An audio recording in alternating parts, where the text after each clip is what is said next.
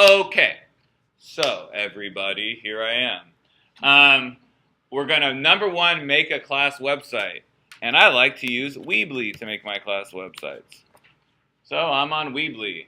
And the cool thing about Weebly is you can make a ton of websites. Whoa, there's my STEM camp site. There's my one of my workshop sites. There's my physics class. There's my chem class. There's the blog you saw earlier. This is a website I bought just because I wanted that URL. So now I'm going to say add site. Ooh, that was easy. So this is BCOE Session 1. And it's going to be for education because we're all teachers. And I'll make it a teacher site. And we're going to call it BCOE Session 1.weebly.com. I could register it as this if I wanted to pay for it, but I'm not going to do that. Who cares? So then I go continue. And we now have a website. Yay. Okay. So I have all this crazy stuff in here. The first thing I do is I remove the header. And now I can go up here and I can pick all these themes. But I'm not going to do that. I'm just going to do the two things I need to do. I need to put a video in, and I need to put a form below it. So up there, everybody, are all the different elements you can drop into a Weebly site. Okay? Which one do you think I'm going to drop in if I want to embed a video? Do you see it? No. Custom HTML. Now, if you know your video's coming from YouTube, okay, you can put in the YouTube one. And it's a little bit easier. So why don't we just do that? Okay. However, if your video is on like SchoolTube, which isn't blocked in schools, you might want to, let's do that actually, because you guys have it blocked in a lot of schools. So let's do that. Since I'm recording this, might as well. So I'm going to drop in, I dropped in that element. Now what do I have to do? I have to go get the video. Okay. So I'm going to go to school, not Schoology. Got me thinking. I'm going to go to SchoolTube, which I promise you is not blocked in schools. Now, if I made a video and I uploaded it to SchoolTube, I'd embed that. Let's pretend I did that. Let's pretend I did one on mole ratios. Okay, so here's a mole ratio tutorial video. Now, I'm not necessarily opposed to using other people's videos because I don't want other people teaching my kids. I think it's amazing to have other people teaching your kids. It's like really cool. That's what the world's coming to. I don't like doing it because I want the video to be in response to my kids' misconceptions, which is a different way of looking at it. That's the only reason I do it. So I'm going to take this video, mole ratio tutorial, and I need to get some information from it. What is the information I need from it? And not the URL. I need something else. The embed code. If you've never heard of embedding, it's a way of putting another website in your website. And the reason embedding works well is because all the research out of Santa Barbara, a guy named Rich Mayer and Marino, 2004, says that the more students click, the more the cognitive load increases. Meaning, if I have a link and a link, that's 2 clicks. If I have them both here, I'm minus 2 clicks. So there's attention is being directed. Also, they can be watching the video and filling out the summary simultaneously if they're both embedded. Okay? So I'm going to go get the embed code. I just got to look around for it. Anyone see it? Tell me when you see it. On the right. On the right. There it is. There it is. Okay, embed code. Copy. What do I got to do now? Paste. Paste. Into our site. Here it is. So, paste. Now, if you notice, this 500 by 375 thing here, I can just change those if I want to make the video bigger or smaller. That was like my first introduction into HTML. I was like, ooh, I feel kind of cool. I changed the numbers and the video changes. It's kind of empowering, you know? So I do that, and now the video is right there embedded in the website. Easy peasy. Okay, in this tutorial, we're going to cover... So there it is. Okay. Now, what do I got to put below it? I got to put a form. So what am I going to drag in? Custom HTML. Okay, right below it. I just dragged it in. But where am I going to go to make the form? Google. So what a form is, pretend like behind that window is your own personal Google Drive that no one else can see. Nobody, not even Obama. Well, maybe Obama. Okay? Or, Snowden. So I'm going to throw information through those windows, and it's going to land in your spreadsheet. This side is public to the world. Everybody, between me, you, Mahmoud Ahmadinejad, everybody, okay? On that side, your private Google Docs database. Done, okay? So I want to make this side, and I want to know where that side is. So I'm going to go to, if you have a Gmail, you have a Google Drive account, by the way, okay? So I'm going to go to Gmail, and the form will not be blocked at any school. Trust me. The form is just an open, no school can block a Google form. It's not even on Google Drive. It's not blocked, trust me. So I'm going to go up here to Drive. Here's my Gmail, okay, which has a ridiculous number of unread messages in there. All right, so Drive, and I'm going to go to Create Form. That's easy. So I'm going to go BC, oh no, I'm not going to call it that. I'm going to call it mole ratio. So that's it. By the way, ignore all this garbage, okay? This is like the Comic Sans of Google Forms, all right? Ignore all that, okay? Use the default. And the reason we're using the default is it'll suck into Weebly and it'll look like it's one and the same. If you put the balloon one in there, Weebly the kids are gonna know that that's like something else, and you want it to look seamless. So I go, okay. All right, so let's go through this. First question, summary. That's the first window. Do I want it to be multiple choice? What do I want here? Text? Paragraph text. So I don't want them to, you know when you write into a text box and all the words are going and you're like, oh crap, I got a space all the way to the end to see where I was. And I want it to be required. Done. Next question. Now these can be anything you want. Next question is another paragraph one, and this is describe in your own words what the hell a mole is. Who knows? I mean, I still don't know really. All right. Yes. You don't have to click done. You can just go to the next question. Yeah, this is a new update to Google Forms. You can just keep going to the new. Yeah. So this is a new look and feel if you haven't made a form in a while. Google Forms have changed. You can collaborate on a Google Form. The Google Form looks just like a document. You want to see something really cool you can do? You can now insert images into your Google Form. So awesome. So for the conceptual question, I can be here, and how would I do it? Insert image by URL. Can I search? Search eggs. No image found. I've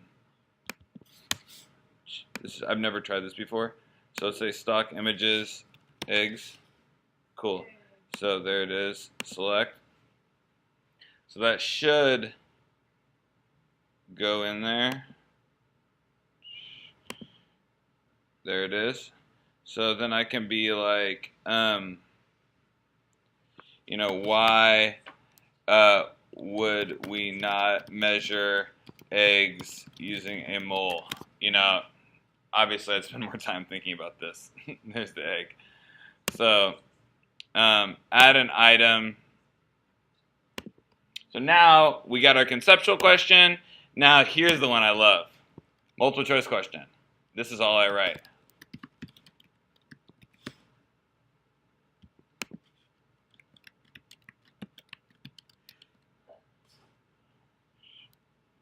Where's the question? In the video. So this is why making your own video also is like really nice. So whenever I'm done making the video, I'll be like, okay, guys. So, you know there's a multiple choice box in our form. All right, so what's a mole? Is it one thing? A. Is it two things? Two. Is it 6.02 times 10 to the 23rd things? Is it 6.02 times 10 to the negative 23rd things? Punch it in your form. So this is that like secret code grounded to this conceptual closure that I can look at it, and if they all did that, I know they watched it, and I also leveraged the information. So now I need demographics. So this would be like name, period. You can sort that out. One way of doing it, and this is actually what I do, is I leave these all open-ended. So it'll say multiple choice, conceptual question, summary, name, and I keep changing this, and I say lesson, and they can choose mole ratio lesson, whatever. So I have one spreadsheet where it all goes. If I update this form, and I've already given the kids this, do I have to re-give this to them? No, it's embedded in the website. So I actually, in the video, I say, here's your conceptual question. What's a mole? Here's your mechanical question. Boom. So I just always know to close my videos that way. So how do I know they watched it? Well, they couldn't have answered the question unless they got to it. How do I know they watched it? Well, this is going to be a time-stamped response thing. So there's all these facets that go into it. So then I say done, and we're almost ready to go. Now you get some options here. Publish and show a link to the results. I always do that because they're not going to be able to see that until they hit submit. And if they did it more than once, their name will show up in the spreadsheet more than once. So I'll know. So why not let them see it what everyone else did? I think that's great. And if they got on the phone and they talked to each other about it while they were doing it and they told each other the answers, it's even better because they're collaborating about the questions and they're getting it done and they've already watched the video. You don't have to do that. But there's one last thing. What do you think the kids want to know when they've filled out the form? If they were right or not. So, have you ever filled out a Google form and it says, thanks for filling out this form? That's stupid. What a waste of space. That's going to pop up in their face. So why not put the solutions in the edit confirmation? So that's what I always do. So in the edit confirmation right here, I just simply type in the answers. Or if you want to get really fancy, you can make another video with the solutions. Where's edit? It's at the bottom, confirmation page. There it is, see? So I'd put the conceptual solution, MC solution, and the thing about this is they are not going to see that until they hit submit. And even better, our good friend Sal Khan, right? I love the Khan Academy. He gets too much crap. I love the Khan Academy. But I put his videos here. So I can say, if I sucked, watch this Khan video. And that's better because then I'm curating the web in a strategic way where I know they went through my little system first, and if I suck, they can go to other people's. And that's fine. Okay, so then, and a lot of kids do that. And I strategically pick the Khan video, or any other video. I'm just giving Khan Academy a hard time. And the cool thing is, let's actually put a video in here. I'll just put any URL. I'll put my school's URL. It's going to be a live link. That's the cool thing, too. It's a new change. So I got to go up here to responses, and I have to choose the response destination. So the spreadsheet is just going to look like that. Okay. So it's going to, let me show you what that looks like first. So when I go into my Google Docs, this is what it looks like. I don't know why it made two of them, but here's the mole ratio form, and here's where the responses go. Right there, so they're side by side. It's not one place anymore. Okay, so what do I got to get from this? I got to get the embed code from this, right? So we got to find it. Somebody help me here. Insert, edit, file, embed. Oh, that's easy. All right, embed, copy. Where am I going to put that? in the Weebly site below the video right here. Boop. Okay, so now I'm going to publish it, and let's take a look at this website. Continue. So I literally just made a website, published it, we're done. So there's the website, published it. Here's what it looks like. BCOE Session 1. There's the video, and there's the form right below it. Okay, so let's fill it out and you see what happens. So I can be like, this video was about moles. Moles are hella confusing, okay? And then describe in your own words, it's a big number. Why would we not measure eggs in a mole? Okay, so that should be here. Eggs are too big. We need a more reasonable number, like a eggs. How do we measure eggs? Doesn't. Okay. So multiple choice. I think the answer was B. Ramsey. Now what am I going to see when I hit submit? The answers. Ooh, there they would be. And then, oh, there's the link to the con video. Let's go there and see what he did. You know, so then it's sticking to our school's website. So let's go and get the responses here. They are right there. See how quick it was? It also timestamped it. So I know that Ramsey filled this out at 10:42 and 36 seconds. Here was his response. Okay, I should have asked that if you have any questions thing, and I'm good. So what this is going to look like when you do it like a lot, let me show you like at the end of a year.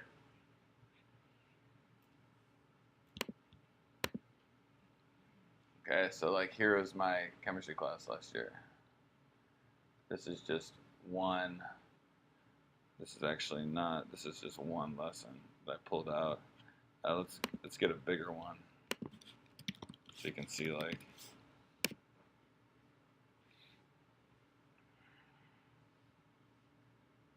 Right, so here you're going all the way through the year.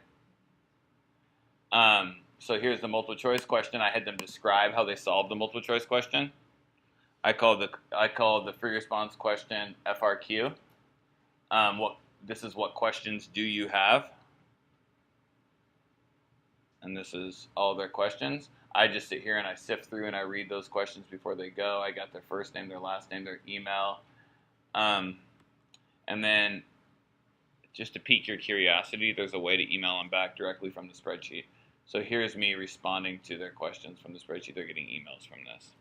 I'm not even going to go into that. It's going to overwhelm you, okay? But I'd be more than happy to at some point. And that's all I do. That's it. Done. And then you come back in. The cool thing about it is you're walking in, and like that seems like a big spreadsheet, but you can sort all this, and you can actually do what's called a pivot table, where I can actually go through here and have each kid, and it tells me what lessons they watched. If you're interested in that, Google YouTube how to make a pivot table. It's very easy. So the cool thing about this is the information I got is, yeah, I got did they watch the video. I also got exactly when they watched the video. And my rule is 1 second before the bell rings on the day that it's due. And they're all sitting in the hallway doing it, which is perfect because it's in close proximity to the application. I got a problem on the board that they're working on. While they're working on it, I'm reading all their questions. And I'm picking another question to follow up based on that. And then the whole dynamic has changed. Right? And then it's been a meaningful experience. I don't do Schoology for this process because the robust ability to have all that stuff in a spreadsheet allows you to do a lot of other really cool stuff with it. Because it's in a Google Doc spreadsheet, which is an Excel spreadsheet, which means it lives on top of all this other cool stuff other people have done, like scripts and stuff. So I can generate and respond to kids in a different way. Schoology is amazing for the discussion. So oftentimes I'll post a video like, here's a TED Talk. I want you guys to watch it and let's have a Schoology discussion about like what you thought about the video. It's like, that's great. This is like more of an accountability tool. Questions? I was just going to make a comment real quick that this is the best answer I've had to that question Sorry. so far. I've asked this question to a lot of different people who do flip classrooms because the problem I've had, I've done flip classroom for a year and a half now, on and off trying to. And it's getting the kids to actively watch the video. And I thought, oh, my solution is going to be I'm going to teach them how to watch an educational video. And I was like, that's going to suck. Yeah. How am I going to do that? This is engaging. It's all in one place. I don't have to make any more outlines. Well, I like this. I'm going to give you a sneak preview of the keynote because there's a model in there that I really want to leave you. I think is the most important answer to your question. Okay, so and if you guys are Common Core folks, Common Core is basically driven from Webb's depth of knowledge and all that kind of stuff, but it's really related to like Bloom's taxonomy.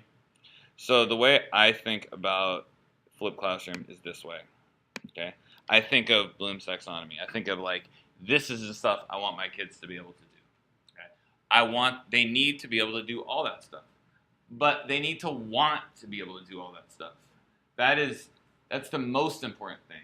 I don't just want to do everything. I want to do things I'm interested in. The problem is not all kids are curious. So how can I manipulate them and spark their curiosity involuntarily? Which I think is, and there's a whole bunch of research on involuntary curiosity. It's actually a big thing. I would argue that's our role. So most people will say, I learned about the zone of proximal development and Vygotsky and all that kind of stuff in school. And my job is to take them from lower Blooms and scaffold them to upper Blooms. But you're assuming that they want to go there when you do that. So the difference is, and we do that with traditional flipped classroom, where we say, watch a video that's going to give you some basic knowledge first, and we're going to come into class and do that. And you're still fighting the same battle. So all of this, yeah, that's great to keep them actively engaged in watching the video, but what about getting them to want the content in the video? That's the pedagogy. So I just think of it as like a flip. So we're going to flip Blooms, and then we're going to flip part of Blooms. So here's what I mean by that. We start at higher Blooms. So you start getting them to do simple. They don't have to be high rigor, but creation tasks, things that are going to get them to evaluate and analyze things before you give them content. Getting them to say things like, I need to know. I need more info. Give me more content. Because I can't solve this problem with the skills that I currently have. So then we say, all right, we walk them around Blooms, and we say, here you go. And that would be the flip part. So here you go. Here is the way to do one mole conversion. Here is the way to do it from atoms to particles, and here's the way, or atoms to grams, and here's the way to do it from moles to grams. Done. There's your basic skills. So now let's walk them back up Bloom's taxonomy and now say use it. And now that's just the creation task again, but with more rigor. And it's that walk that I find that if you really try really hard to have a good number one, then number two is going to come really naturally. Because they're going to be like, and if you can leave number one, think of number one as one class period. Leave it with a cliffhanger. Be like, I don't know what the answer, I don't know how to actually do it. Guess you got to watch the video, And then you solve the cliffhanger, and then you drop on them those basic tools, and they come to class and they use it. It's so much fun to lesson plan this way. It's so much fun. It's like the best ever. Because you collapse it together. I would say that question is more of an infrastructure question. This is more of the art and then the science of teaching, kind of paired. So hopefully that answered your question. What I'm going to do is I'm going to stop this video here. And from there, I'm actually going to keep it going for this whole session, then I'll post it there. How much time? We have 10 minutes. Let's go back to the Socrative. Does anyone have anything that automatically they can think of that they really know they want me to do? What is the process to use when embedding tech tools? Okay, so we looked at that. How do you inspire creativity in your classroom? It's by taking them from higher to lower Blooms and back up. That's what I try and do. How do online assignment keep track? We looked at that. How do you actively engage kids? How do you edit YouTube videos quickly and insert them into a presentation? Who asked that? Okay. Which type of presentation? Well, I was at your last training. Okay. And you had the guy jumping on the, with the fish. And you had edited that. You had condensed it so we weren't watching 20 minutes. I just. How do I do that? Okay, let's go over that. So what I do to edit videos is the first thing with the YouTube video. So the thing to remember about showing a lot, if you're going to show a lot of video in class, which I think is great for piquing their interest, right? I think you want the MP4 of that video on your computer because you don't want to worry about YouTube being blocked and you don't want to worry about this internet speed when all the kids are on the internet and all that. So the first thing you want to do when you find a great video is to download it. So the first thing I always want to tell you guys, you all have all my videos I've ever made. You can share them, and I'll show you where those are. On the right-hand side here, it says My Drive. You guys all have access to my Google Drive here. So if you click on video clips here, you're going to get all my education, math, science video clips. If you click on science, it's just going to take you into chemistry. And then if you go into the chemistry file here, and you might share this with people who are chemistry teachers, there's an error because I think it's blocked here. No? Not sure what the deal is there. But you're going to get, okay, so you see you get all the MP4s of all my videos. And you can download those directly from there. I'm not sure why this one's blocked. So this is the first thing I do is, so here are all my chemistry video clips, MP4s. So you can download these. These are yours. You have them. Everything. Like Total Recall. Like how does that relate to Boyle's Law? I don't know. LSD. Kidney stones. Whatever. Okay. So the first thing I'm going to do is I'm going to download the MP4 of that. So let's find a video on YouTube that we want. So what's a great video? It's like a really funny YouTube video. I don't know. NFL bad lip reading. Have you guys seen this? That's hilarious, right? So I'm going to get the URL for that. Boop. Copy. It might be protected, so it might not let me do it. And now I need to download that. So I'm not going to use Chrome. I love Chrome. Chrome sucks also. Okay? So I'm not going to use Chrome. I'm going to use Safari for this. Or Firefox. I'm going to use KeepVid. And I'm going to paste it in. I'm going to hit Enter. And I'm just going to simply download the MP4 from KeepVid. It's going to wait a little bit, and then it's going to give you all the options to download. Please report any issues. So, waiting a little bit. Once I've downloaded the video from KeepVid, which is where I'd go, the video will be in my downloads folder. So here's a video that I just downloaded from KeepVid that I'm going to use in class next week.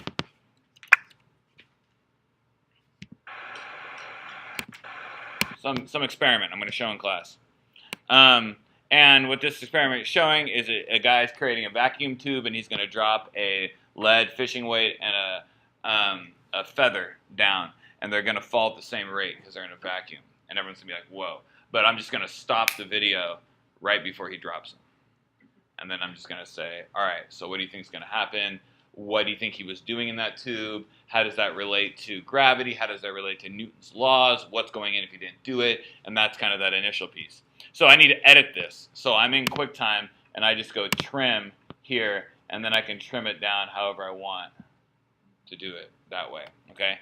And that's usually all I'll do to the editing piece. Now, if I want to do more for this, I'll drop it into iMovie. But there's a cool program, because you can't really edit the video if you don't own it on YouTube. So there's something called WeVideo that's an online video editor that's really cool. So you can just drop your own, and it's free, and you can just drop your own videos into that, and you can edit them up that way, which is awesome. I love doing it that way. Also, what I do a lot, to be honest with you, I'm just going to be really honest about this stuff, is you guys, Keynote or PowerPoint? I'll drop the video because I just won't know what to do. And this is what I did with the one from your last session. I'll drop the video into Keynote. Okay, so the video is in Keynote right now. So I'm playing the video, but we'd be playing the video through Keynote. Okay, and then what I'll do is I'll add some animations in Keynote of things I want to highlight. So if I want that to come in, you can be doing this in PowerPoint. Say I want this circle to go over something, I would just add this animation. And then at the point I want it to appear in the video, I'd add that, but I'd be screencasting over this whole thing. So I don't know if that makes sense. I'd put it in here, and then I'd screencast that whole thing. And at the point when I want that to come in, I'd press, and then the whole thing's being recorded. So yeah, I'm not adding it as a thing I'm editing in the video. I'm just recording the PowerPoint, and the PowerPoint happens to have a video in it. It actually happened right now, because I'm screencasting all this. And you're just doing a portion of it. I'm just doing a portion of it, yeah. And then I can trim it down after that. So there's a lot of ways to hack all this stuff up. If you find yourself doing too much, it's probably not, like what a lot of people really want to do is they want to show their kids just a piece of a YouTube video. So they get all confused because all you can really do is this. Like if I show NFL bad lip reading, and all I want my players to see is the part where Tom Brady talks, which is hilarious, by the way. Let's let it play for a sec. This is so funny. And I'm a fucking fanatic. The bother? So let's say we want it to start right there. Okay? Well, how do we do that? Okay? If you right-click on the video itself, it says copy URL at current time. So then I play that, and the video is going to start right there. Let's see if it worked. Yep. That's cool and all, but this is what happened to me the other day. I was working with a history teacher who wanted to show this to his kids, Ken Burns' Dust Bowl documentary. And he only wanted them to watch a certain part of it. Not at the beginning, not at the end. And what he did is he downloaded it using Keepvid, trimmed it down, uploaded it back to YouTube, and they yanked it off because it wasn't his. So then he put it on Vimeo, and they yanked it off because it wasn't his. And he's like, what the hell do I do? Right? It's illegal. So you just copy it, and you go, there's got to be a tool for it. You go to TubeChop, and you paste it in, and it searches for the video, and there it is. And you tell TubeChop where you want the kids to watch, right there, and you say chop it. Then it gives you a new embed code. Done. But the point is that the technology is serving the pedagogy, not the other way around. He's not locked into Final Cut Pro or locked into Lego robots versus Arduino. It's like, what do we need them to do? So, some random tools. Hopefully that helps. See you guys. You're welcome. I do?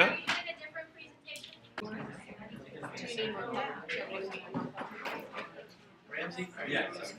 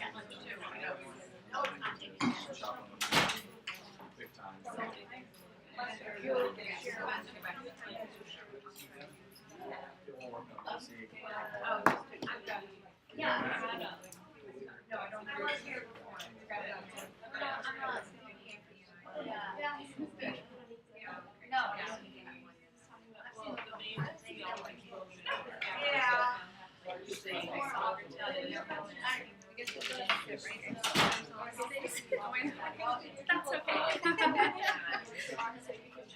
Maybe Kristen will come with us.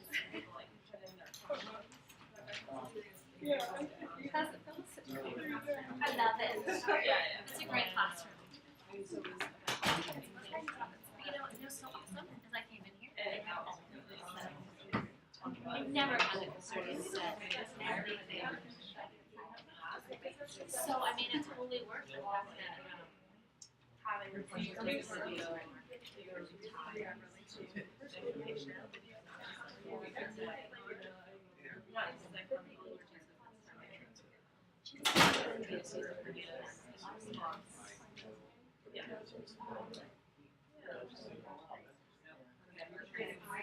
Don't put those things all teachers I'm learning something useful.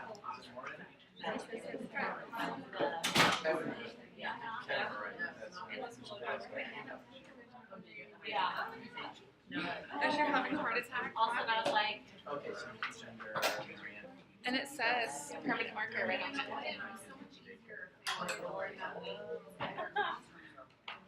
So it'd be so much easier for Oh, it'll come off. It's hot. It's really easy. oh, there?